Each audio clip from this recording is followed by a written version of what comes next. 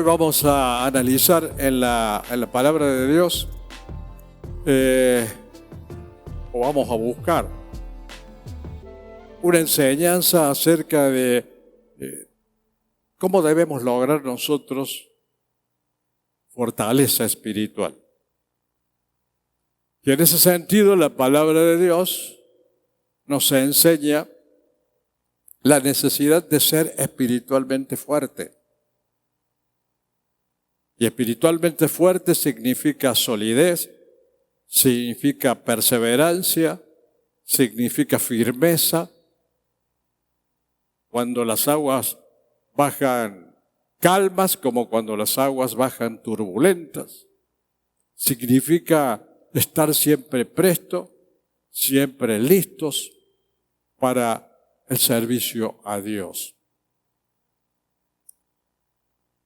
Y es necesario que exista esa fortaleza porque en el tiempo actual vemos que trágicamente está espiritualmente desnutrida la vida cristiana. Y los cristianos están desnutridos espiritualmente. Cada vez hay menos frutos espirituales. Cada vez hay menos convicción. Y cada vez hay menos responsabilidad. Usted ve en las distintas iglesias, en los distintos medios, cómo avanza Satanás con sus doctrinas, tratando de acaparar y desviar las almas hacia todas esas mentiras que se promueven día a día y que la humanidad sigue y acepta. Mientras la iglesia y los cristianos, viven en su permanente egocentrismo, en su permanente egoísmo, en su permanente irresponsabilidad y en su permanente tibieza. Y la palabra de Dios nos dice que esa debilidad espiritual, porque esos hechos producen debilidad espiritual, hace que la gente se incline a modas pasajeras. Ahora, cada vez es menor la diferencia entre los cristianos y el mundo. Visten de la misma manera, se comportan de la misma manera, tienen los mismos hábitos. Muchas veces los cristianos imitan al mundo. Y cada vez esas diferencias se hacen menos visibles y menos notorias. Por otro lado, hay debilidad espiritual porque ante los diversos problemas y los diversos obstáculos que hay, el cristiano decae en la fe. Eso significa que es débil espiritualmente, que tiene escasas defensas, que está anémico. Y esas defensas le impiden enfrentar las dificultades que presenta muchas veces Satanás y que también no le permite distinguir o diferenciar a los falsos maestros de la verdad bíblica. Es decir, el cristiano cada vez más es un niño fluctuante que ni siquiera conocen los rudimentos de la doctrina. Por eso el Señor dice, fortaleceos en el poder de su fuerza. O sea, esa inmovilidad espiritual que nos permite y que nos lleva a estar estancados, quita esa movilidad y no le damos lugar al Espíritu Santo para que en nosotros produzca ese comezón que nos ayude a avanzar. Un espíritu conformista, un espíritu cómodo,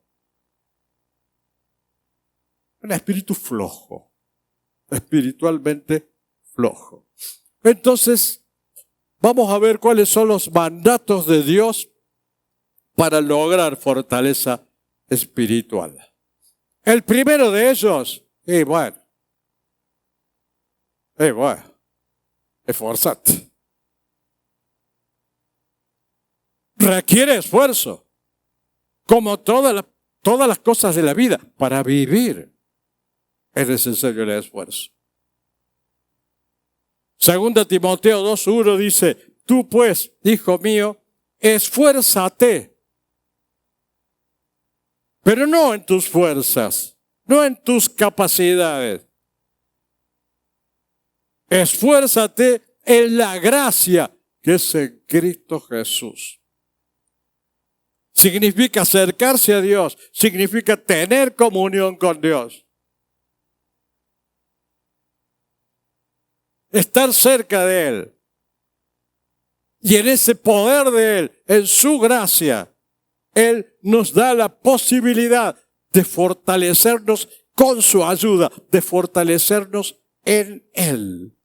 Pero no es no haciendo nada. No es participando de una religión o de un culto que somos cristianos, sino en primer lugar esforzándonos para estar cerca de Él, para lograr esas bendiciones. Eso le pasaba a Timoteo. Timoteo estaba vacilando en la fe. Timoteo tenía en ese momento una debilidad espiritual. Por eso dice que necesitaba avivar el fuego de Dios que estaba en él. ¿Y ustedes cuándo se van a avivar? Yo le pido a Dios, avivalo a mis hermanos. Avivar las ovejas. Lógicamente me estoy refiriendo al fuego de Dios que está en ustedes. Entonces, para tener fortaleza espiritual, el primer mandato que hay es esforzarse en Él. Y no dice, cuando puedas, cuando tengas ganas. No, es una orden, lo dice de forma imperativa. Esfuérzate.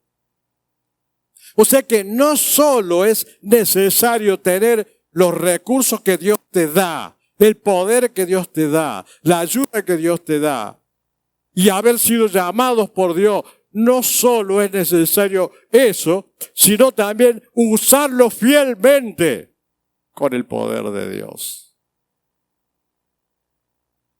Tenemos infinidad de recursos que Dios nos dio.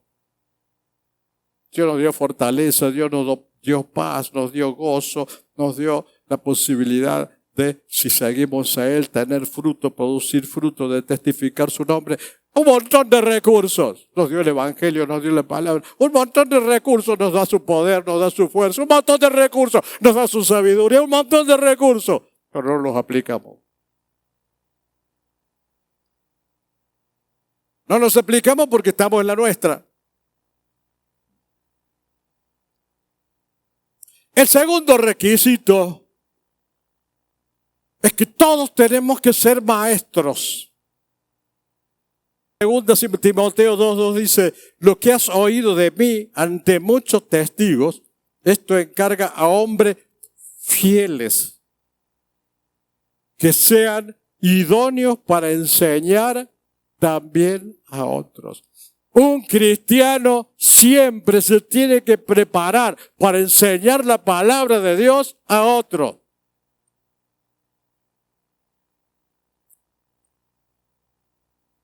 Y tiene que enseñarlo y tiene que saberla para poder enseñar.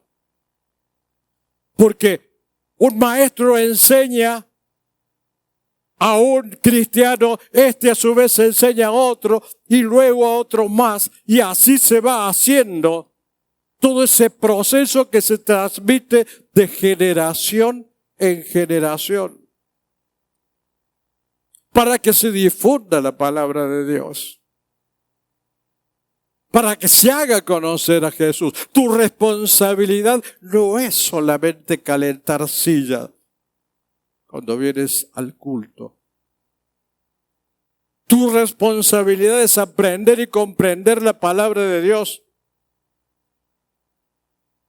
para ser maestros de la palabra a otra persona, aunque sea de los rudimentos básicos. Pero tenés la obligación de transmitir lo que Dios te enseñó a vos y lo que has aprendido. Y si has aprendido poco, aprende más para poder transmitir más. Jesús le enseñó a los apóstoles. Él era el maestro de los maestros. Y estos a su vez le enseñaron a otros. Y llegó así hasta nuestros días. Por eso nosotros conocemos la palabra de Dios, las cosas de Dios. Conocemos a Dios. Porque a través de las enseñanzas que comenzó en Jesús hacia los apóstoles, nosotros hemos asimilado cosas que Dios nos ha enseñado.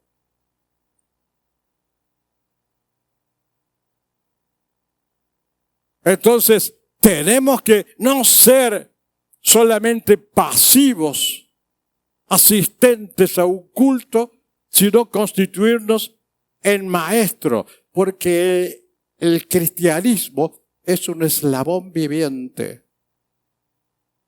Es una cadena con distintos eslabones vivientes. Cuando nosotros no cumplimos con esa función, hay un eslabón viviente que no cumple esa función. La cadena se corta. No tenés a quién transmitirles las enseñanzas del Señor. A tu mujer, a tus hijos, a tus vecinos, a tus amigos. Pero lógicamente que tenés que tener un fundamento, y para tener un fundamento tenés que conocerla, tenés que ser en cierta manera un maestro de la palabra de Dios. Para eso existen las prédicas, para eso existen las redes sociales, para eso existen los estudios bíblicos, para eso existen libros, para que cada vez te perfecciones y transmitas y cumplas con tu función de maestro. Pero dice a su vez que esos deben ser hombres fieles. O sea que esas buenas noticias requieren de fidelidad. Y esa fidelidad significa una dedicación a conocer la palabra de Dios para poder transmitirla.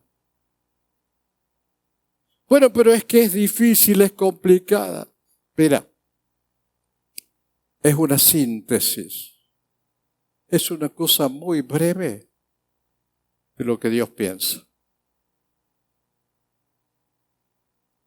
La Biblia es una miniatura de todo lo que Dios piensa. Juan 21:25 dice, y hay también otras muchas cosas que hizo Jesús, las cuales si se escribieran una por una, pienso que ni aún en el mundo cabrían los libros que se habrían de escribir.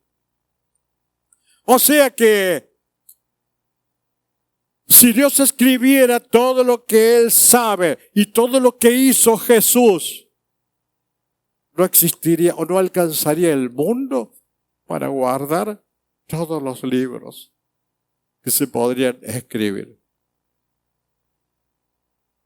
O sea que Él te dio un resumen breve para que le conozcas. Y tanto que te preocupa conocer esos rudimentos, ya tenés que conocerlo y ya ser un maestro de la palabra. Porque ese es un mandato, no es una opción. Un mandato para tus hijos, un maestro para tus hijos, un mandato para todo tu entorno.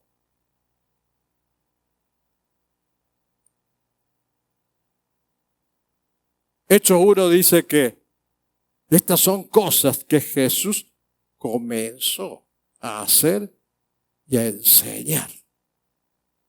O sea que lo que nos revela la palabra de Dios es lo que comenzó a hacer y enseñar Jesús. Todo lo otro. Bueno, el Señor dice, les voy a dar este resumen. ¿Para qué les voy a dar más? Si con el resumen les cuesta o no quieren.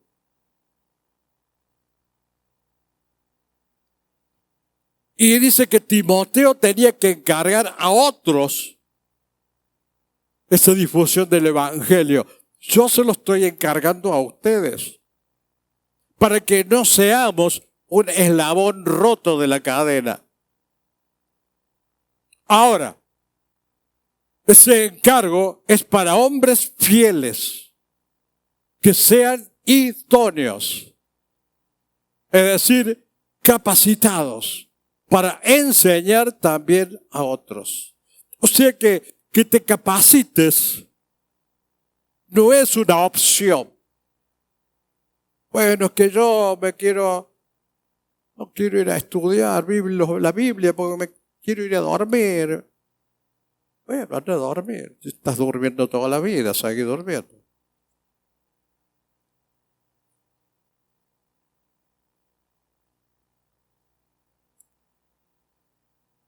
Pero el Señor dice que quiere que tengas idoneidad. Idoneidad quiere decir capacidad, conocimiento. Que seas fiel y que tengas idoneidad para enseñar también a otros. Si los ministros son débiles en la fe, la iglesia va a ser débil en la fe también. Va a ser espiritualmente débil. Nosotros, como ministros, tenemos esa gran responsabilidad. Y cuando Dios habla de idoneidad, se refiere a una capacitación sistemática, no a lo que vos piensas o a lo que vos quieres. Porque yo puedo estudiar en mi casa, porque yo leo la Biblia, porque yo en mi casa puedo leer un libro. Es una capacitación sistemática, es un estudio programado y cuidadoso para ir creciendo. Necesario para cumplir con este mandato del Señor. Y necesario para formar nuevos líderes espirituales. Porque a veces vemos esa tibieza en los jóvenes. Y yo pienso, la culpa la tienen los jóvenes que son tibios. ¿O somos los mayores que no transmitimos nada? Que no le transmitimos ardor, fervor, pasión por el Señor. ¿Dónde está la debilidad? ¿En qué parte de la cadena está el eslabón que se ha cortado para que la iglesia de Cristo en general tenga tanta anemia y Satanás corra tan ágilmente y rápidamente con sus falsas doctrinas?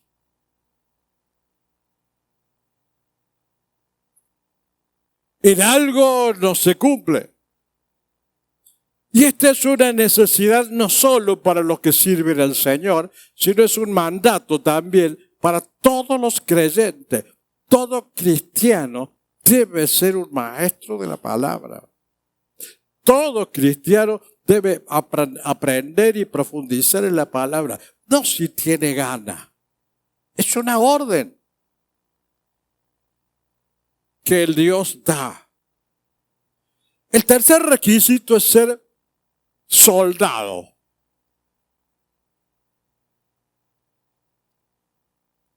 Tú pues sufre penalidades como buen soldado de Jesucristo. Ninguno que milita se enreda en los negocios de la vida a fin de agradar a aquel, para agradar a aquel que lo tomó por soldado. O sea, observemos bien y leamos bien lo que dice las Escrituras. Sufre penalidades como buen soldado. No solo debemos ser soldados, sino también buen soldado. Aquel que es buen soldado, aquel que sirve con todo lo que es y con todo lo que tiene. Y que hay que sufrir persecución o angustia o crítica o desprecio o rechazo, no le importa, porque es un soldado fiel que soporta los males por la causa de Cristo. Y más ahora en estos tiempos que tenemos una sociedad tan mundana, tan secular, en donde se enseña y se publicita y se da a través de los medios tanta porquería.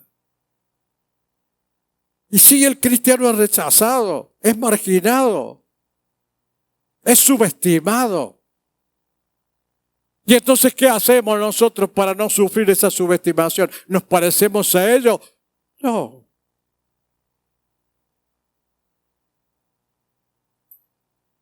Nosotros somos fieles a ese mandato del Señor, o debemos ser fieles a ese mandato del Señor y no enredarnos en esa egolatría e idolatría mundana. Porque tenemos que agradar a aquel que nos tomó por soldado. Y otra cosa, el soldado no tiene horario, es soldado las 24 horas del día. Bueno, ustedes no han hecho el servicio militar, pero algunos sí quizás. Sos soldado las 24 horas del día. Sea la hora que sea, el día que sea. Y todo tu cuerpo, y todas tus habilidades, toda tu salud, todo tu tiempo, pertenecen a aquel a quien sirves. Y si estás de licencia, estás de vacaciones, y es necesario suspender las vacaciones por la causa de Cristo, estás al servicio de la causa. ¿Por qué? Y porque al primero que tenés que agradar es al Señor y no dejarte enredar por los negocios de la vida. No quiere decir que no puedas tener amigos, que no puedas tener posibilidades de juntarte con ellos, de compartir momentos, pero quiere decir que no tenés que quedar atrapado como esa es tu prioridad. Los asuntos terrenales no deberían intervenir ni interferir tu vida espiritual, pero interfieren y mucho. O asuntos terrenales, familiares o lo que sea, interfieren. Vos sos soldado de Cristo.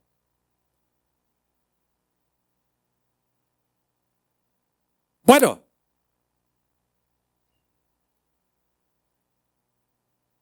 no es fácil.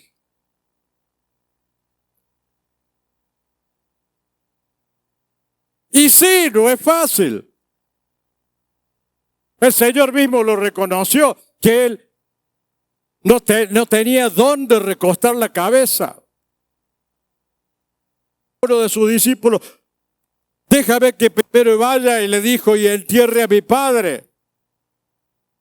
Y el Señor le dijo, deja a los muertos que entierren a sus muertos, y tú ve y anuncia el reino de Dios. Otro dijo, déjame que me despida primero de los que están en mi casa. Ninguno que poniendo su mano en el arado mira hacia atrás es apto para el reino de Dios. El soldado no mira hacia atrás, mira hacia adelante. No mira los obstáculos. Mira al Cristo que vence todas las dificultades. El soldado es el que tiene la fortaleza del Señor. No es fácil, porque tenemos 3 enemigos básicos. El ego, tu yo. Tu egoísmo. Pero también el mundo y también Satanás. Se van a oponer. Pero vos sos soldado fiel. Y te mantenés firme. Ese es el costo. Siempre hablamos del costo. Ese es el costo. Negarse a sí mismo. Si alguno quiere venir en pos de mí, niéguese a sí mismo y tome su cruz y sígame. ¿Qué es negarse a sí mismo? Es ponerlo primero al Señor. No tu ego, no tu yo. Todo está al servicio del Señor. ¿Cuántos cristianos hay que sucumben porque quieren agradar a sus compañeros de trabajo, quieren agradar a sus familiares, a sus vecinos, a sus amigos? Pero el Señor dice que el soldado agrada a aquel que lo tomó por soldado.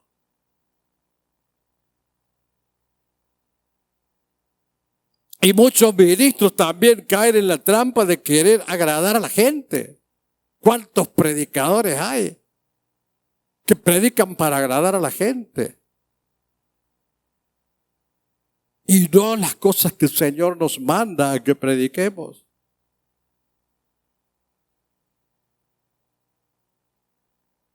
Yo estoy seguro que lo que estoy transmitiéndoles en este momento respecto de la palabra de Dios, a ustedes no les agrada, porque los punza,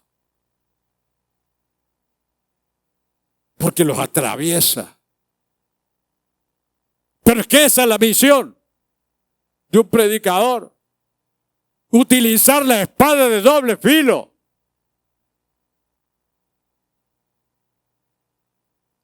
Para que se tome conciencia del Dios a quien servimos.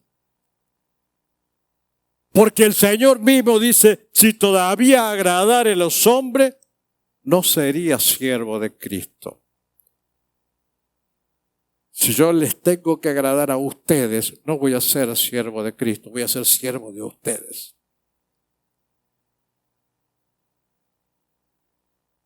Y el Señor no nos manda eso. La cuarta condición o el cuarto mandato que debemos tener es de ser atleta. 2 Timoteo 2:5, y también el que lucha como atleta no es coronado sino lucha legítimamente. O sea que es una lucha con esfuerzo para poder ganar. Es una lucha permanente y un esfuerzo permanente. Dígame, ¿qué atleta logra sus objetivos si no se esfuerza?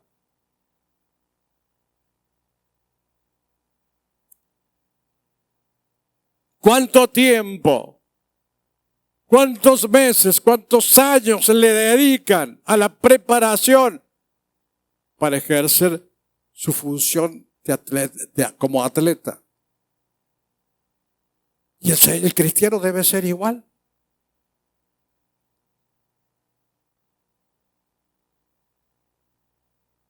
Antes de la carrera y después de la carrera y durante la carrera. Si no se esfuerza, no llega. No llega. Se queda a mitad de camino. ¿Y quién va a tener la culpa? Que se quede a mitad de camino. Yo sé quién va a tener la culpa. El pastor. El culpable es el pastor.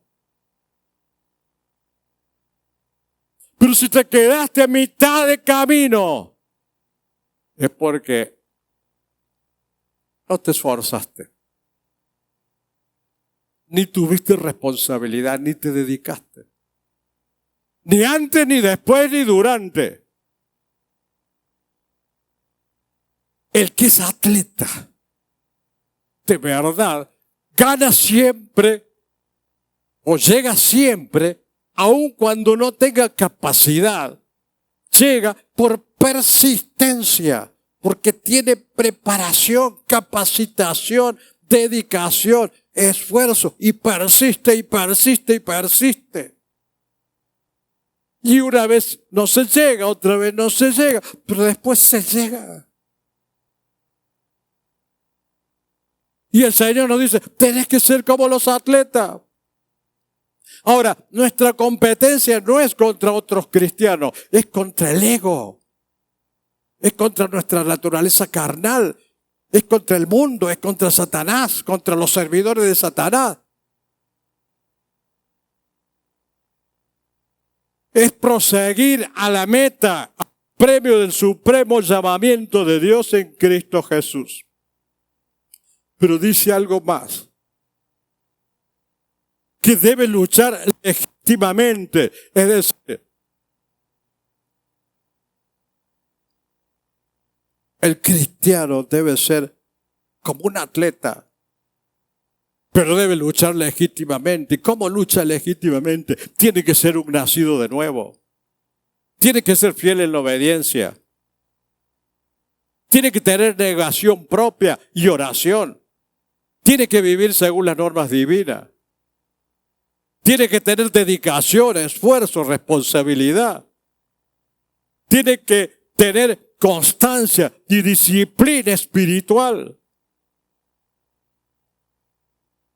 Eso es luchar legítimamente con todas esas armas y con todos esos recursos. Discípulo quiere decir, o es la raíz, o surge de la raíz, disciplina. Si no tenés disciplina, no tenés discipulado.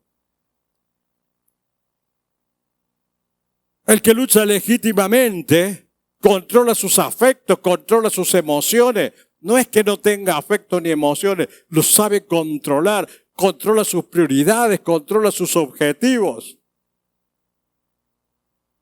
Siempre está presto a esforzarse. Durante la competencia, antes de la competencia, después de la competencia. Y si es necesario abstenerse, de todo se abstiene. Y el atleta se abstiene para una corona corruptible. Nosotros tenemos una corona incorruptible, es una corona de vida. Te estás jugando la corona.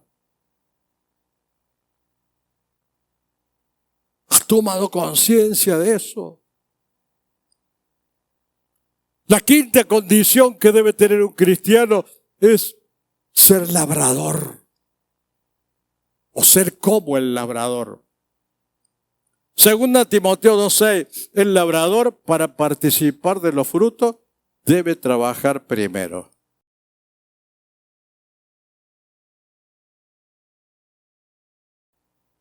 Para cosechar primero hay que sembrar y para sembrar hay que trabajar.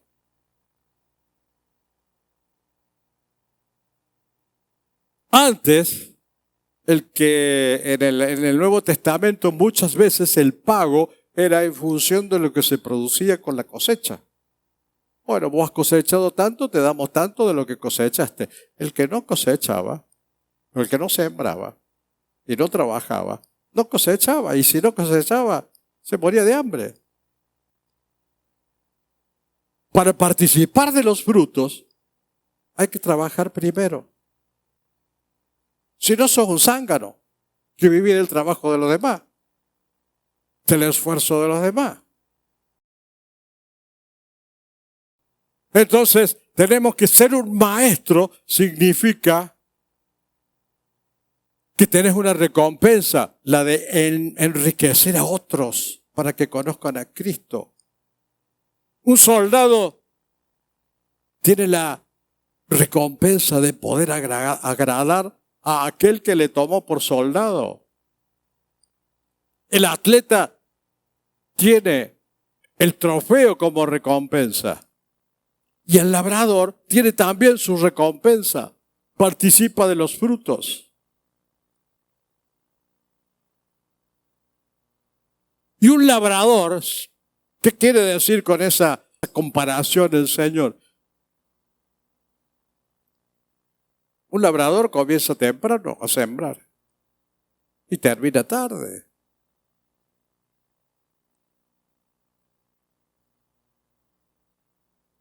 No tiene horario. Comienza temprano y termina tarde. Soporta el calor, la lluvia, las dificultades, la sequía. Para arar el suelo, esté duro o esté blando. Cuando es tiempo de plantar, planta. Cuida que la cizaña no arruine la cosecha. Y cuando está maduro, cosecha. Es una rutina. A veces la rutina se hace poco atractiva. A veces la rutina nos cansa. Pero todo tiene su recompensa. Pero es un mandato, es una obligación de un cristiano. Si permanece la obra de alguno que sobreedificó, recibirá recompensa. Sobreedificó. Tenemos que edificar sobre lo edificado. ¿Y cuál es el mandato final? En 2 Timoteo capítulo 2, versículo 7. Considera lo que digo. Y el Señor te dé entendimiento en todo.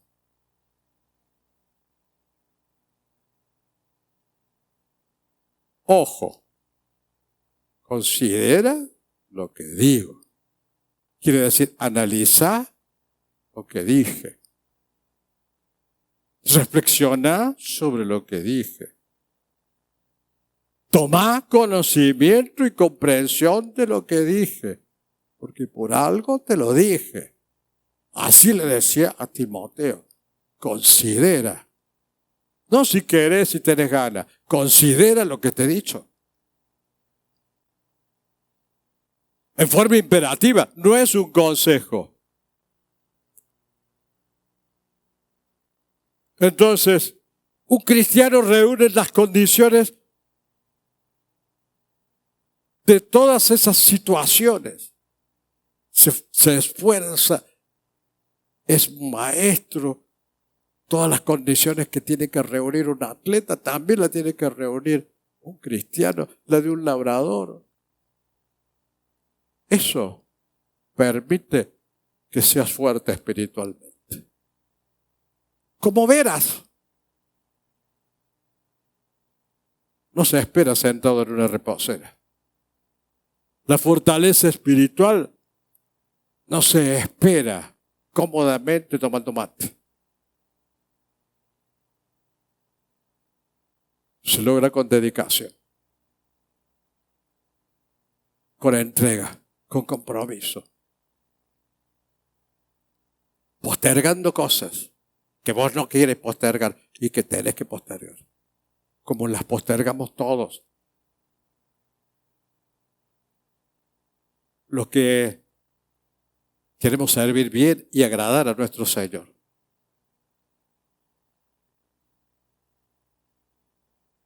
El servicio a Dios no es un hobby, no es un pasatiempo.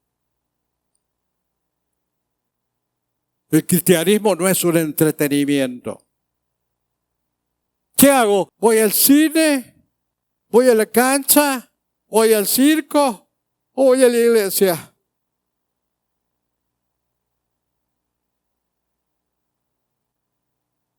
Anda donde quieras.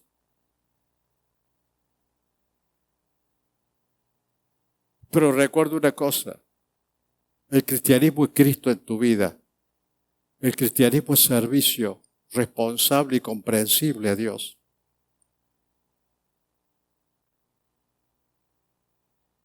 Y no es una opción, es una responsabilidad de vida. Y el Señor dice, nos dará entendimiento en todo, hasta la victoria final. Y yo quiero que todos logren y lleguen a la victoria final.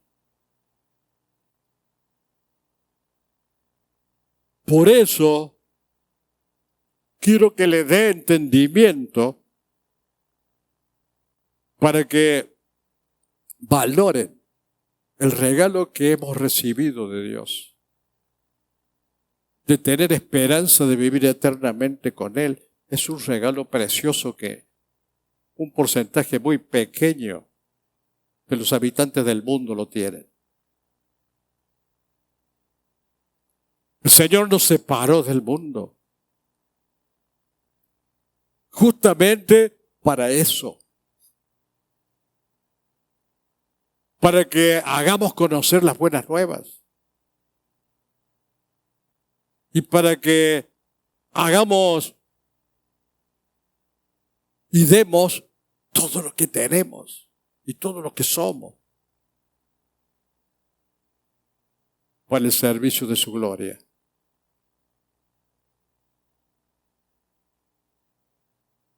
Porque lo que tenemos y lo que somos también es un regalo de Dios. Para eso te lo dio Dios, para utilizarlo también para su gloria. Dios te dé entendimiento. Amén, Señor. En mi corazón hay un clamor, un deseo insaciable. Me rindo a ti, mi Dios.